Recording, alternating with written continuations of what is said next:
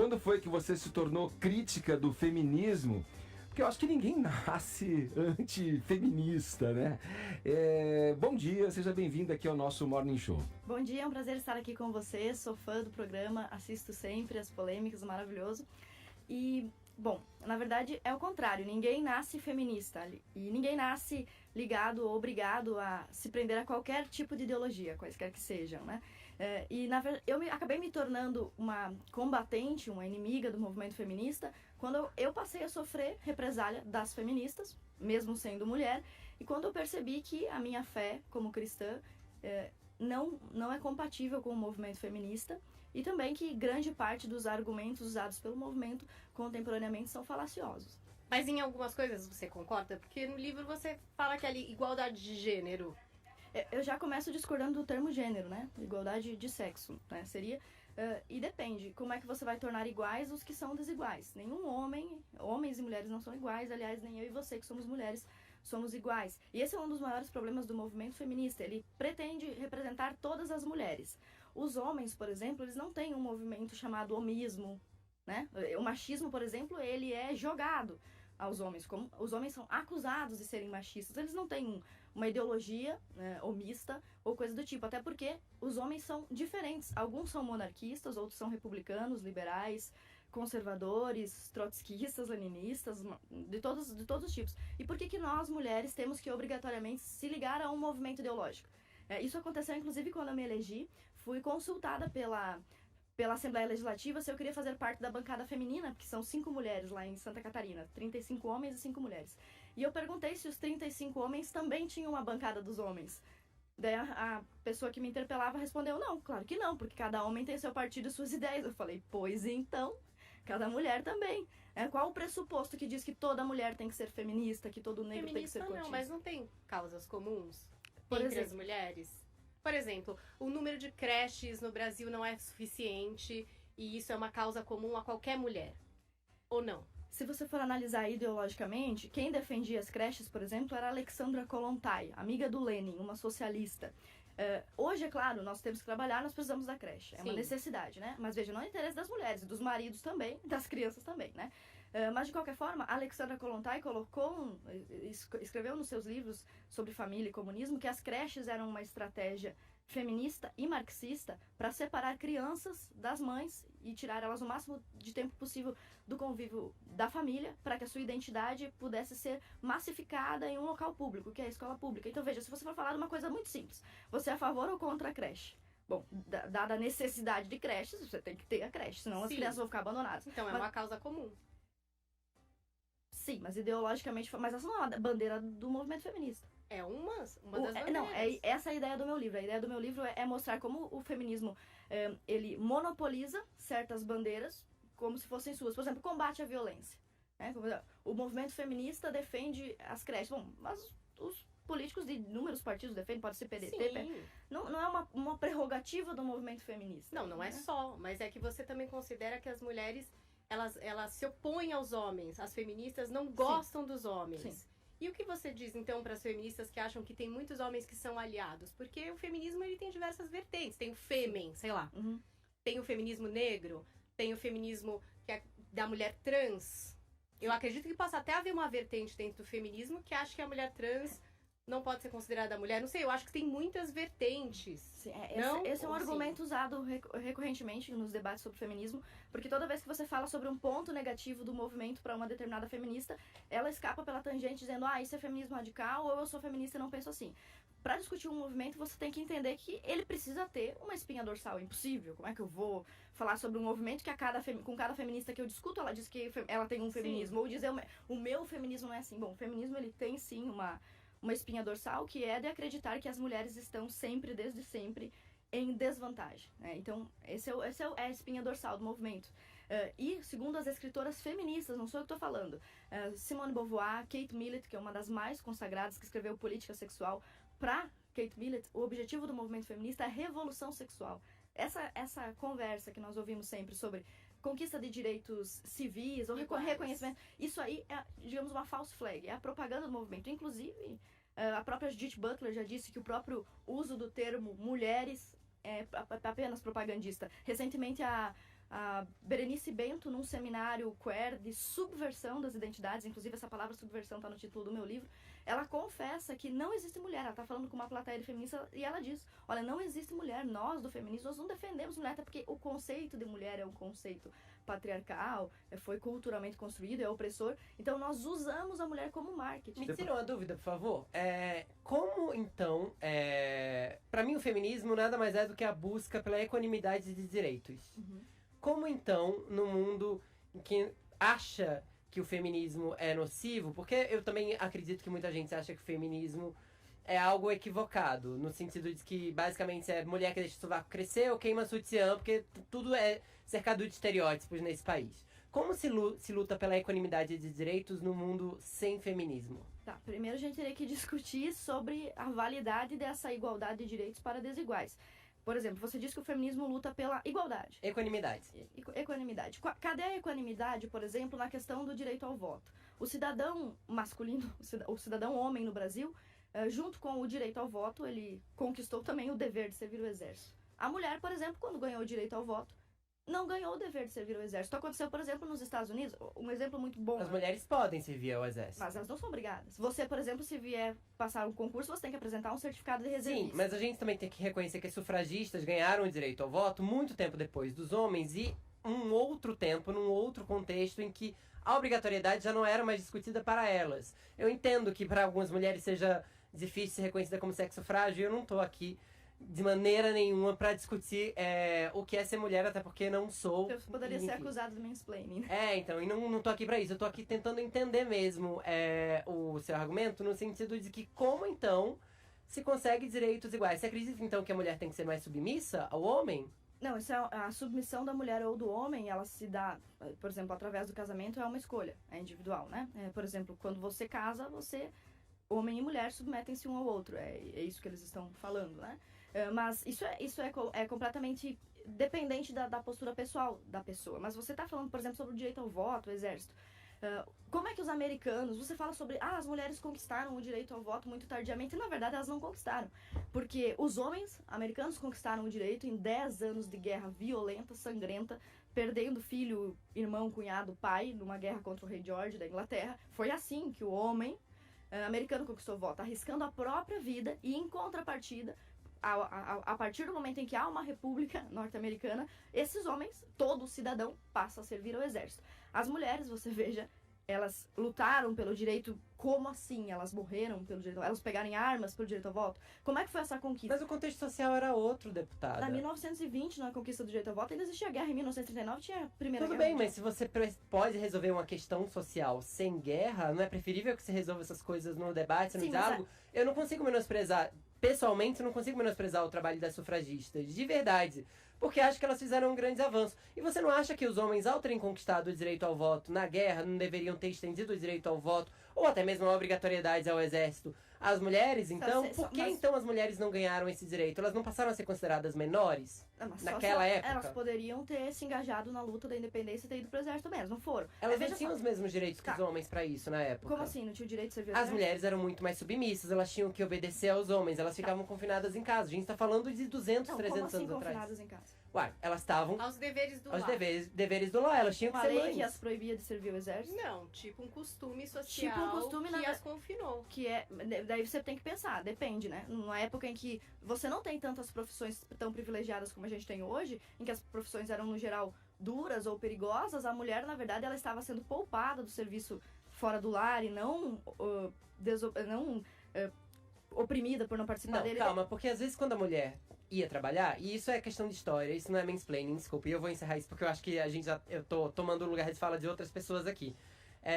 Só pra chegar bem no cerne dessa questão. A gente sabe muito bem que nos anos 50, anos 40, se uma mulher tentasse trabalhar, ela já era mal vista na sociedade, ela já era considerada prostituta, ela não conseguia emprego.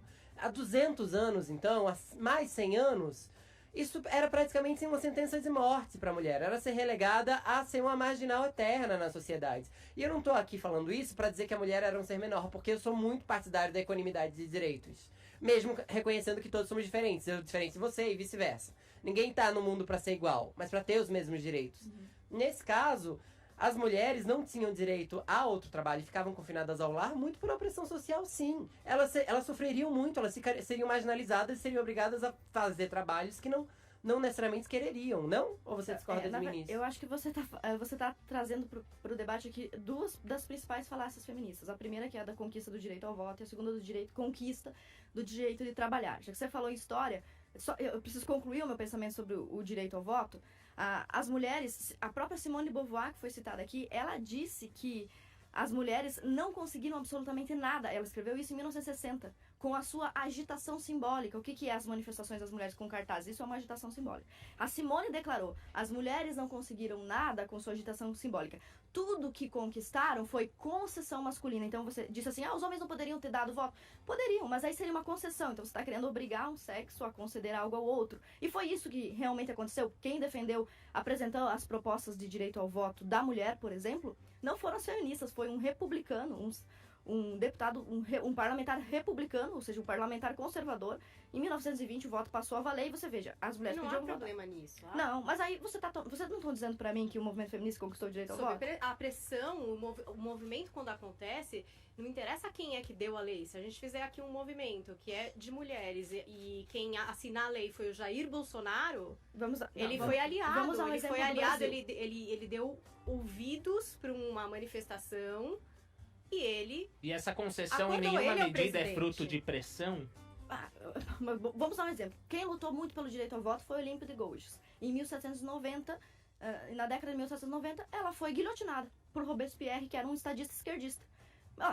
Ela lutou pelo direito ao voto, ela morreu. Agora eu pergunto, a morte de Olímpia de Gouges trouxe o direito ao voto? Não, por isso Simone de Beauvoir estava dizendo, a agitação das feministas foi sempre simbólica. A própria Margaret Thatcher, primeira primeira-ministra, ela disse, eu não devo nada ao movimento feminista. Vamos falar de Celina Guimarães, primeira mulher a tirar um título de eleitor na América Latina. Ela foi questionada, existia um movimento sufragista no Brasil na época em que Celina retirou o seu título de eleitor, e ela foi abordada por essas sufragistas para perguntar, você participou do movimento de mulheres, luta das mulheres, independência, feminismo? E ela disse, não. Tudo que eu tenho, inclusive o meu título de eleitor, eu devo exclusivamente ao meu marido. Eu nem queria o título, ele foi lá e pegou e me deu. Essa é a história do primeiro título de eleitor do Brasil. E no caso de trabalhar ali, por exemplo, quando ele fala sobre o direito de trabalhar, primeiro é um problema, porque as mulheres sempre trabalharam. A diferença é que elas não estavam inseridas no mercado de trabalho, que até 1800, 1900 era um mercado de trabalho que consistia em trabalho duro, difícil, longe, perigoso. Então, né? Então, por exemplo, em 1790, faria algum sentido para as mulheres fazer uma passeata pelo direito de trabalhar? Essa é loucura, porque trabalhar era horrível. Você trabalhava para comer. O que aconteceu com a inserção das mulheres? Outro fato histórico que o movimento feminista diz que é responsabilidade dele e não é apenas evolução normal da civilização. Quando começou a Revolução Industrial, depois Primeira Guerra e Segunda Guerra, as mulheres foram inseridas no mercado de trabalho por necessidade, não é porque foram pra rua marchar, vai criar vaga de emprego para alguém. Por certo? necessidade, sim, mas aí a equiparação salarial, o fato de receberem menos, as condições de trabalho, tudo isso, se você não acorda que depois, é claro que elas foram por necessidade. Sem maridos, como é que elas iam sustentar suas famílias? É a necessidade. Exato. Agora, depois disso, a situação de trabalho, quanto vai ser remunerado ou não, tudo isso, você acha que não é uma discussão válida entre mulheres que trabalharam? Eu não tô falando do selo feminismo, tô falando da indignação que pode ser gerada por um grupo de mulheres, esquece feminismo, falando assim, mulheres que trabalham em situações diferentes de homens e que ali fazem um manifesto, que seja simbólico, como você está falando. Como a Simone de Beauvoir diz, na verdade. Bom, essa é a questão principal do meu livro.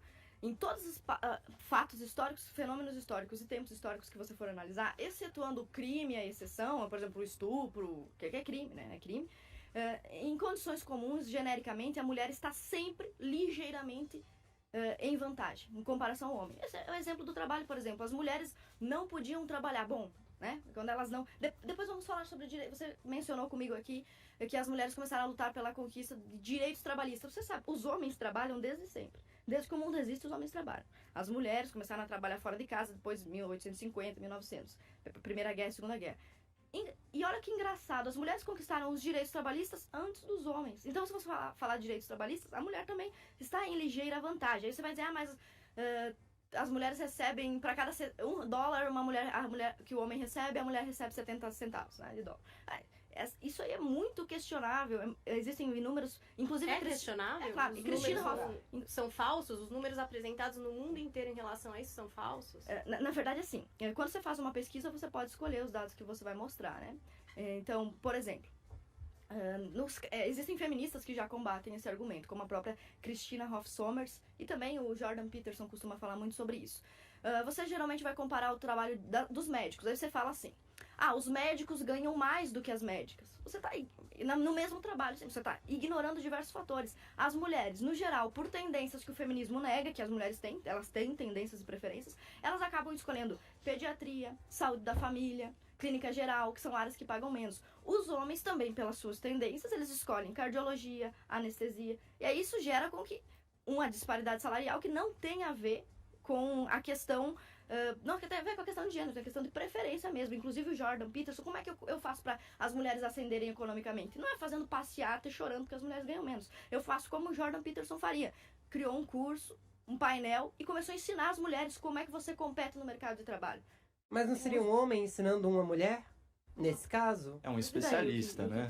Deputada, você... Muita gente acha que as mulheres têm que trilhar o próprio caminho e elas não precisam de um homem ensinando a elas como fazer alguma coisa. Aliás, por exemplo, nesse exato momento, por se perguntar alguma coisa, eu provavelmente devo estar sendo acusado de mansplaining ou interrupting, quando na verdade a gente está tentando estabelecer um diálogo aqui e não só, né, ouvir calado. Então, a gente também tem que saber essa medida. Em que momento um homem pode dizer para uma mulher o que é melhor para ela? Aliás, você considera que você tem os mesmos direitos que um homem?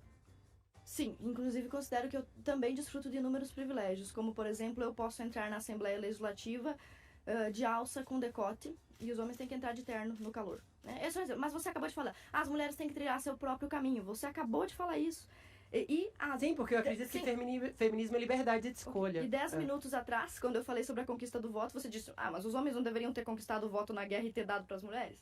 Quando eu disse pra você que as mulheres deviam ter lutado pelo direito ao voto como os homens lutaram, você disse, mas a guerra é ruim. Bom, mas elas têm que trilhar seu próprio caminho? Claro Esse que tem. caminho é muito árduo, as mulheres não querem trilhar esse caminho. Elas não querem. Você tá falando, o movimento feminista, ele representa uma parcela pequena da população. Você não generaliza muito ao dizer que as mulheres não querem trilhar um caminho de procurar a própria... A maior parte das mulheres não quer. Exemplo disso, política. Que elas querem?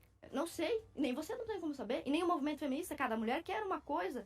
O absurdo é você criar um movimento dizendo que sabe o que é a luta das mulheres, mas você está falando absurdos. Deputada, você falou no início, né, que se viu contra o movimento quando passou a ser alvo dele, até por algumas convicções religiosas. Queria que você especificasse um pouco mais sobre isso. Tem algum exemplo marcante que você viu que a sua posição com a posição do movimento feminista era muito divergente? Sim, eu cresci num lar cristão, conservador, meu pai é extremamente conservador, e foi ele que me colocou na política. Então, também foi ele que me mandou trabalhar aos 15 anos, vai para o emprego, estudava, incentivava tudo isso que as feministas dizem que lutam por isso. Meu pai, que é extremamente conservador, evangélico, pentecostal, ele me introduziu em todos esses locais. Estudo, trabalho, política, me levava, ele era pedetista, me levava, tenho foto com o Brizola, tenho foto com o Lula, ele me levava nesses locais. Então você veja, eu fui criada nessa família cristã, conservadora e nada opressora. E eu chego na universidade, começo a estudar o movimento, diz que a família cristã conservadora é opressora e que o movimento defende esses direitos. Pô, é absurdo, meu pai também defende esses direitos.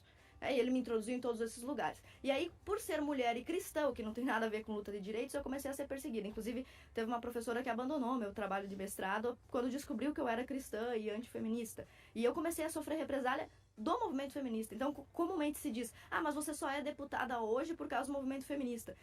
Só se nós virmos do ponto da controvérsia. De fato, foram as feministas que, de tanto bater em mim, fizeram com que a população se solidarizasse da minha pessoa e fizeram de mim o que eu sou, mas isso foi sem querer, né? Eu não estou aqui por causa do movimento feminista. Eu digo como Margaret Thatcher, eu não devo nada. Aliás, a única coisa que eu devo ao movimento feminista é um vasto número de processos e incomodações que eu tive e atrapalhos na vida acadêmica. Agora, na questão da religião... Posso põe rodar? o Caio, Fala, Caio, fala aí. Caio Falando sobre a eleição, né, já que a deputada não deve nada ao movimento feminista, eu concordo com isso. Logo no começo das minhas participações aqui no Morning Show, a gente teve um debate muito interessante sobre escola sem partido, no qual eu fui induzido a erro, né, a partir de uma imagem, né, da deputada vestindo uma camiseta estampada com a foto do então candidato Jair Bolsonaro. Eu tive a oportunidade no programa seguinte de me desculpar, mas a gente sabe que muitas vezes, quando a gente cai no deslize de cometer uma desinformação ou barrigada, como eu aprendi recentemente, geralmente o tempo de exposição não é proporcional. Então eu queria que você explicasse essa polêmica das fotos de você em sala de aula, usando a camiseta do Jair Bolsonaro, sendo que você apoia o movimento Escola Sem Partido, e isso soa contraditório. A gente queria ouvir o seu lado. Bom, na verdade, os alunos, principalmente os adolescentes que já estão no ensino médio, eles costumam ser, alguns, serem meus fãs de internet, né? Porque eu sou youtuber e tal. Embora na sala de aula, justamente por ser militante do Escola Sem Partido, estar sempre sob orientação do Dr. Miguel Najib, eu jamais falo, mesmo sobre política, quando sou questionada ou religião, não falo sobre a minha religião. Os alunos sabem disso, porque eu era famosa na cidade, etc. Então eles seguiam nas redes sociais, e teve um aluno que depois da aula, inclusive essa turma aí que você vê na foto, esse aluno é meu amigo, não foi? Quem espalhou essa foto aí foi um aluno fake, nem estava na sala de aula, nem existia. Um aluno fake? Tipo um perfil fake, né? Ele disse que estava na sala, que era aluno, mas não era. Ele espalhou a mentira em si. Espalhou a mentira. Não esse aluno, esse é o aluno de fato. Mas o que tá. aconteceu nesse caso?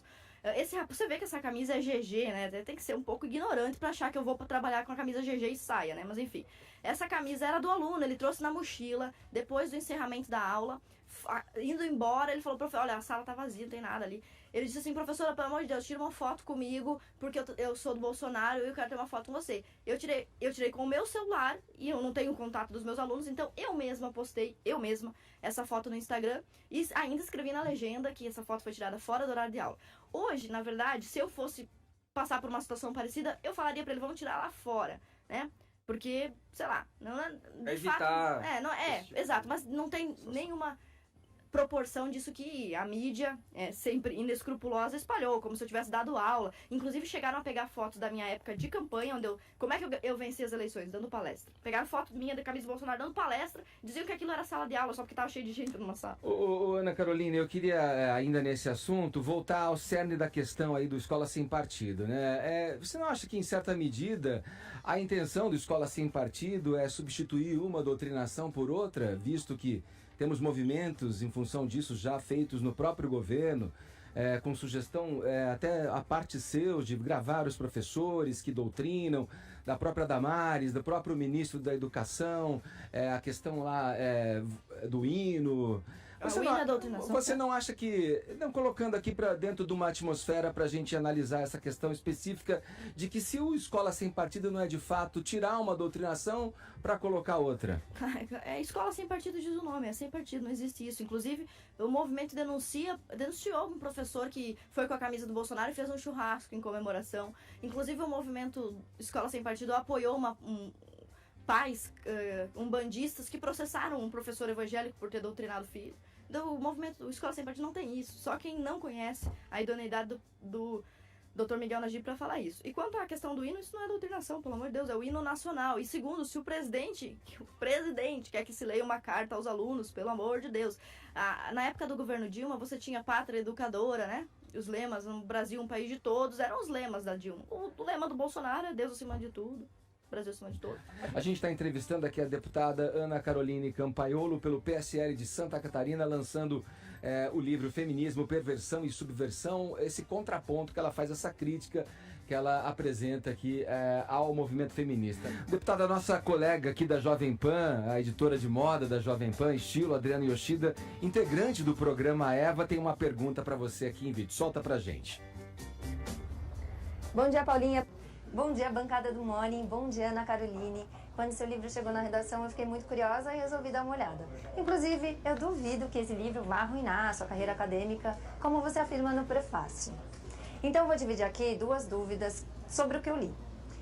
Quando você diz na página 55, quanto mais se expandiu o acesso à instrução formal, mais as mulheres e homens se tornaram libertinas, imorais, pouco virtuosas e abortivas, e afirma: depois da Revolução Sexual, a educação pública é a mais importante frente de batalha feminista nos dias de hoje. Não há uma candidata feminista que se apresente nos pleitos eleitorais sem enfatizar a necessidade de creche ou do tempo de permanência na escola.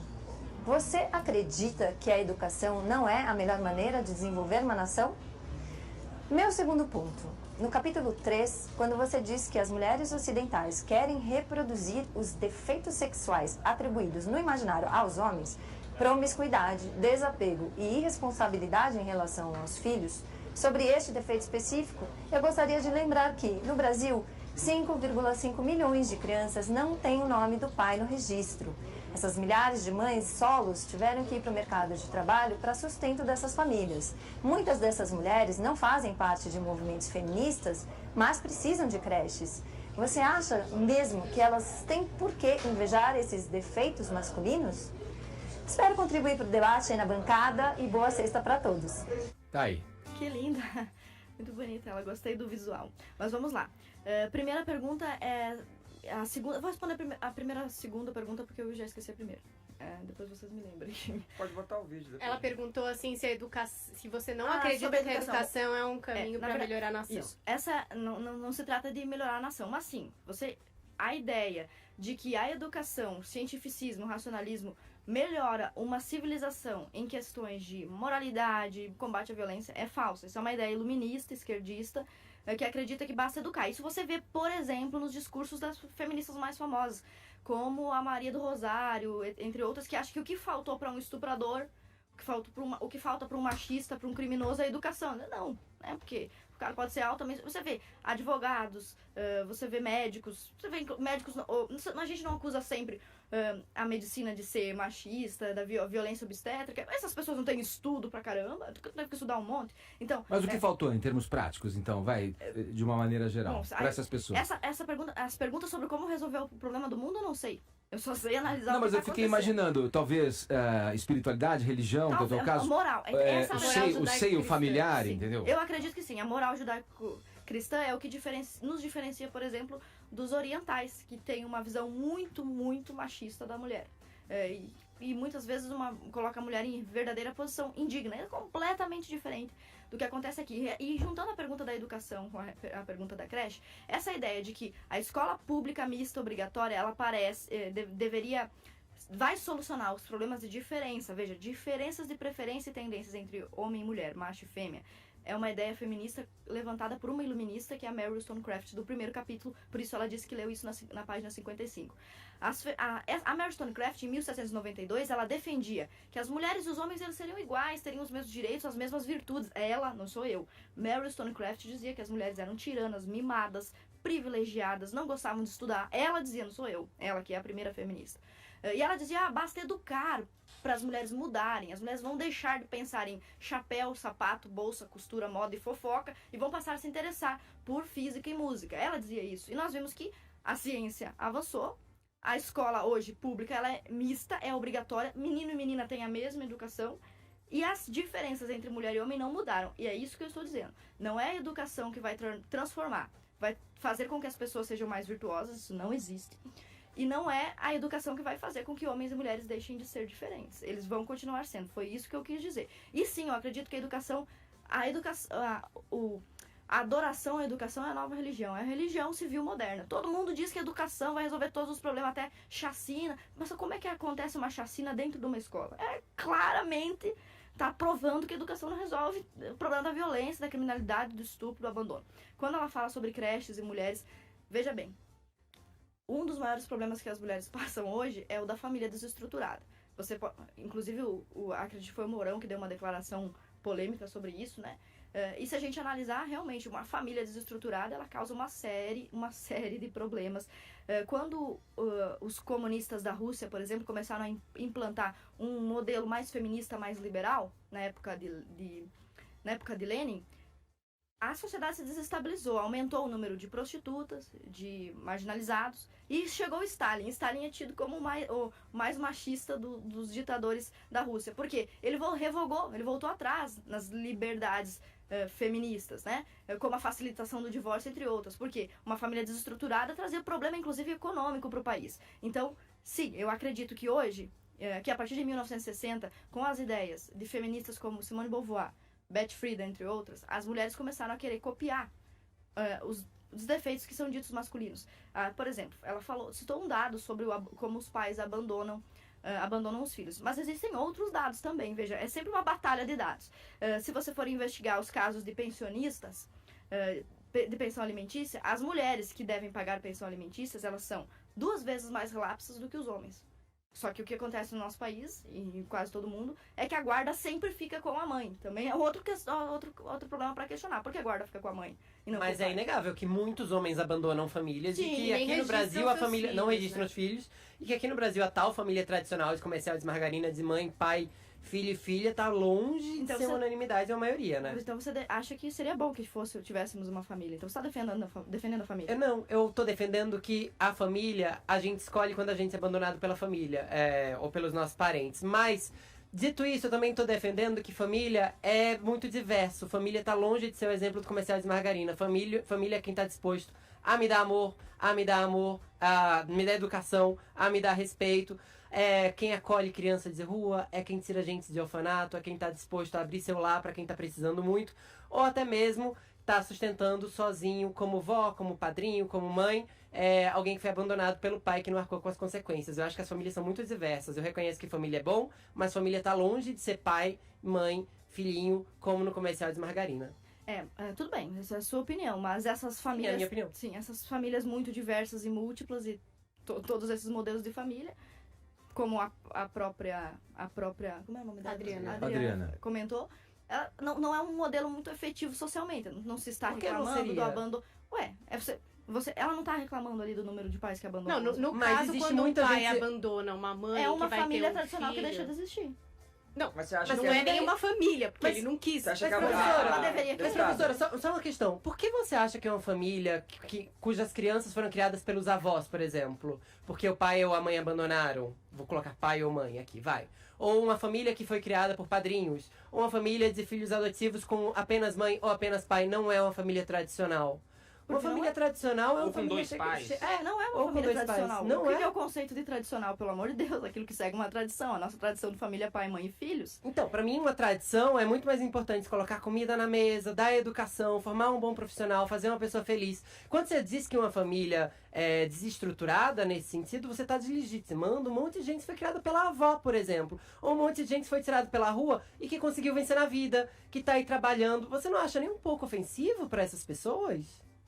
Mas a verdade, ela é ofensiva. Família tradicional, o que que é o conceito? O que que é o...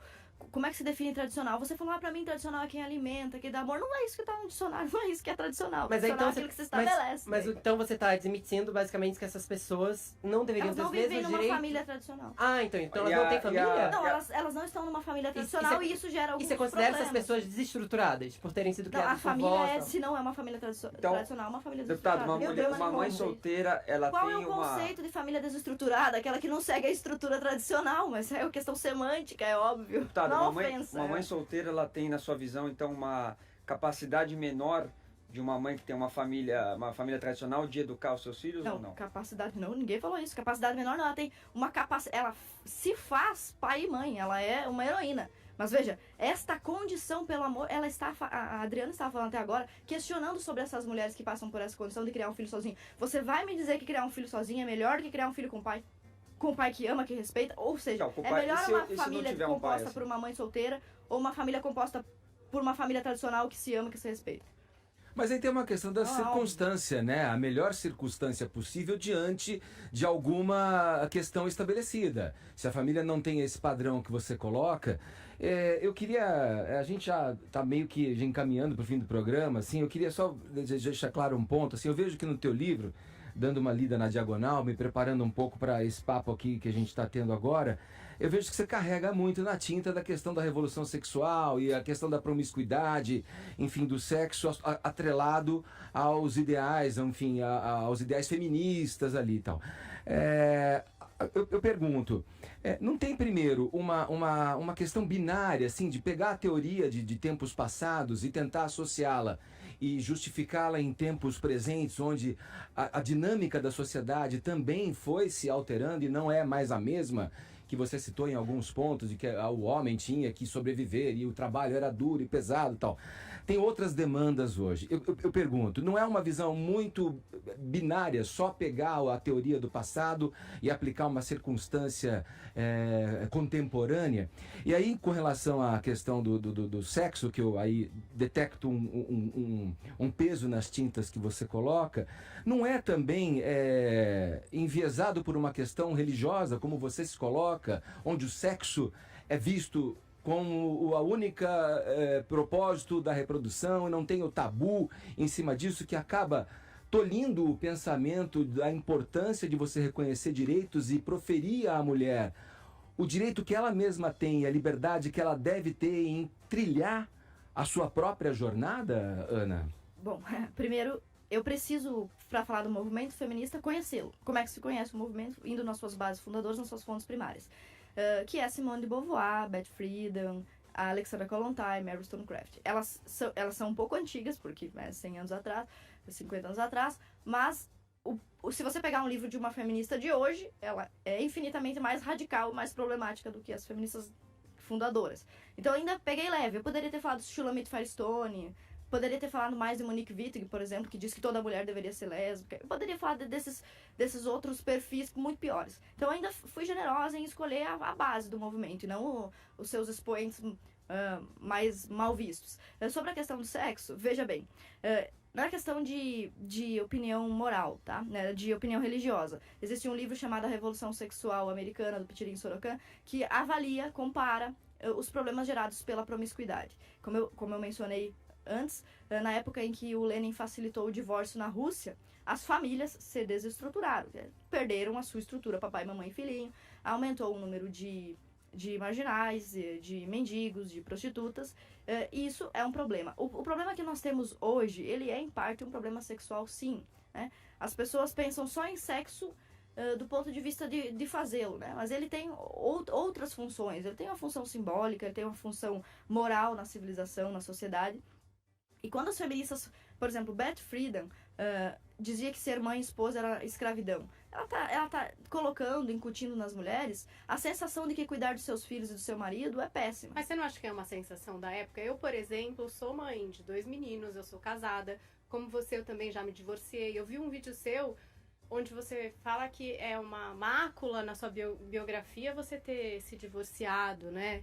Isso, por exemplo, quando você fala isso tem a ver com o quê? Com a religiosidade? Isso tem a ver com essa sensação de que o divórcio, enfim, pode ser um dos caminhos para acabar com a sociedade? Não sei, que culpa é essa, por exemplo? Eu nunca senti essa culpa e eu acho que eu devo isso um pouco ao feminismo, né? Mulheres eu me divorciei, eu vivi um agressão. relacionamento que não deu certo, eu tive o direito de me desligar dessa pessoa.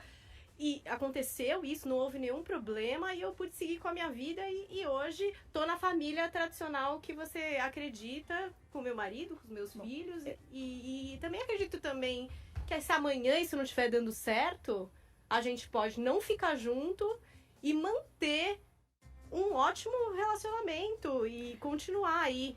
Eu tenho um ótimo relacionamento com o meu ex-marido. Na verdade, ele é uma das melhores pessoas que eu conheci neste mundo. É incomparável. Um cara de uma honradez, assim, é maravilhoso, ele é ótimo. A questão é, o divórcio é ruim em si, pelo amor de Deus. As feministas criaram um conceito de que o divórcio liberta a mulher, de que o divórcio é uma coisa boa. Você já foi numa festa de divórcio? Não, eu não tô falando. Ninguém quer se divorciar, ninguém quer. Ninguém quer. Mas vamos mas é despedida de casado.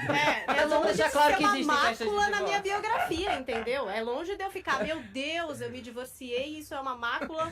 Que nem você falou, é pesado pra você até hoje. O divórcio é ruim pra sempre. Quando você casa pra ficar com a pessoa, não é? Sim, e aí não deu Não certo. deu, é ruim. Mas Você tem tem gente que se divorcia porque tá sofrendo agressão às vezes, não tem? Ok, Não, mas aí é um caso nesse caso, por extremo. exemplo, não é uma conquista do movimento feminista. O divórcio, por exemplo, ele existe até nas tribos judaicas. Moisés dava carta de divórcio por qualquer motivo. Sua mulher queimou arroz, tá O feia. judaísmo, ele é super a favor disso. Então, não vai dizer... Aí até isso. Olha o erro dessa frase. O movimento feminista conquistou o direito ao divórcio. Não é o direito ao bosta. divórcio, mas o direito de eu não me ressentir e não me sentir inferiorizada e julgada por ser uma mulher divorciada. Isso é uma coisa... Mas quem disse isso? Eu tô debatendo aqui de igual para igual, debato com uma mulher casada, uma mulher virgem, Sim. sem problema nenhum de autoestima, não é isso. É Mas reconhecer a mulher objetividade divorciada já do foi fato. julgada, você acha que não? Mas é porque o divórcio é ruim, né? Por isso que você julga a pessoa que se divorciou. Faltou habilidade. Eu sei que faltou habilidade pra manter um casamento. Aí você tá falando, por exemplo, do caso de violência. Pessoal. É lógico que é, pelo amor de Deus. A família, ela foi feita pra continuar, pra gerar filhos, pra construir patrimônio, não foi feita pra se desfragmentar. E qual é o problema de falar a verdade sobre uma coisa ser ruim? Não é ruim se separar? É ruim, mas é uma mácula. Eu acho que é uma culpa. Não que eu não tenha não culpa sei se disso. você... Não é culpa, é ruim, a condição seria melhor se você tivesse casado, pelo amor de Deus. Ninguém casa prometendo separar. Separar é ruim, o certo seria resolver o problema. Mesmo quem se divorcia porque está apanhando do marido, melhor não seria não apanhar do que se divorciar. O divórcio ele não é uma conquista, um direito, um prêmio, ele é um escape. É uma solução para um problema que não devia existir. Então não é uma conquista falar do movimento feminista, elas enchem a boca para falar do divórcio. Eu tinha uma professora que falou que se divorciou sem razão, apenas porque ela virou feminista e entendeu que o casamento era uma pessoa. Você não tá tratando um caso de exceção Tô. agora? Mas ela é feminista, extremamente. Esse pensamento você encontra nos livros. Mas é engraçado rir de Precisamos um de caso de comprovações, exceção. Mas né? é muito chato Falar quando o nome você, da por minha exemplo, processo. não conseguia uma vaga na escola porque seus pais eram divorciados. Numa escola, por exemplo, que tivesse alguma condução aí religiosa. Mas aí é direito da E o escola. que eu te